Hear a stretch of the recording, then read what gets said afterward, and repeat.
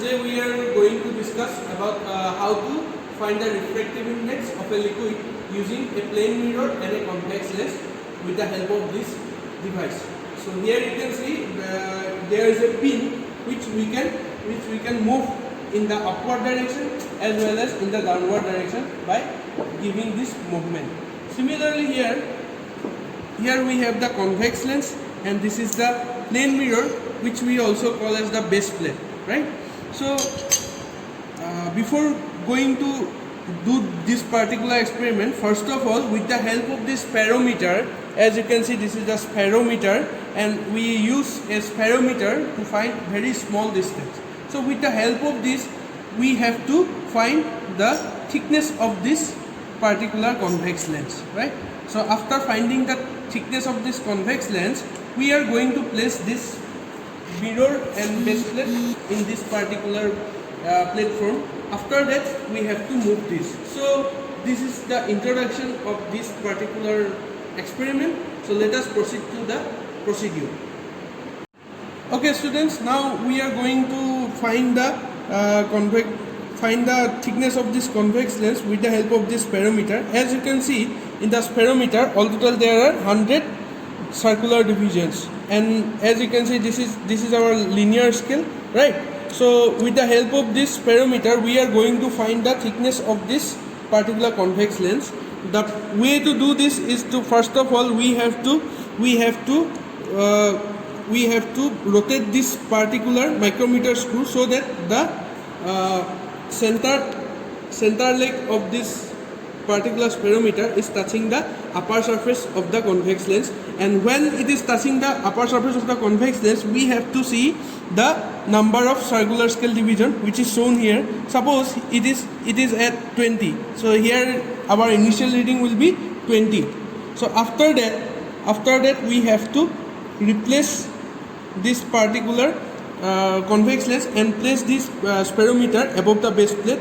And after placing the base plate, as you can see, now the center leg of the spirometer will be above the base plate, so that again we have to rotate the micrometer screw in the same direction up to the point when the central leg again touches the base plate. Suppose at this particular point the central leg is touching the base plate. Now here we have to note down the second reading, the second circular scale reading, which will be 40, as you can see, right? So in between from 20 to 40, we have to also note down the total number of complete rotation which is done by this circular scale. So after doing that, we have to put all this in a table, and with the help of that table, we are going to find the thickness of this convex lens. Students, now we are going to find the focal length of this particular convex lens. With the help of that focal length, we are going to find the refractive index of the liquid, which in this case the liquid we will use as water, right? So this liquid we are going to use to find the refractive index. So first of all, as I have told you earlier, this is the pin, and with the help of this stand, we can give upward movement as well as downward movement of the pin. Now you have to place the base plate just below the pin, and you have to look from above, just like this, from above. Now as you can see, with the help of, by looking it from the above, we have to see that the image of the pin on the upper surface of the lens will be just like this. When you get this type of image, then that is the point to be noted.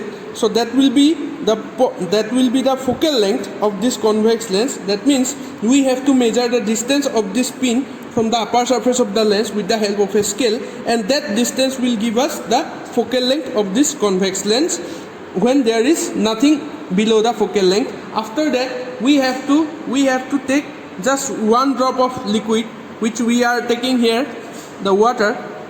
As you can see, we are taking just one drop of water here.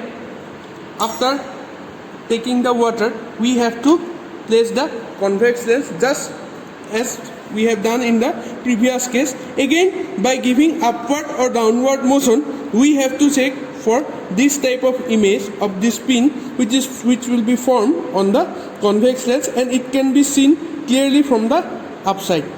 Suppose at this particular point this type of image is forming, then from this point we have to note down the distance from the upper surface of the convex lens, and from both that distance, that is one with no liquid and the second one with the liquid, from this particular distance, that is the focal length of the convex lens, we are going to measure the refractive index of this liquid, which in this case we are using as water.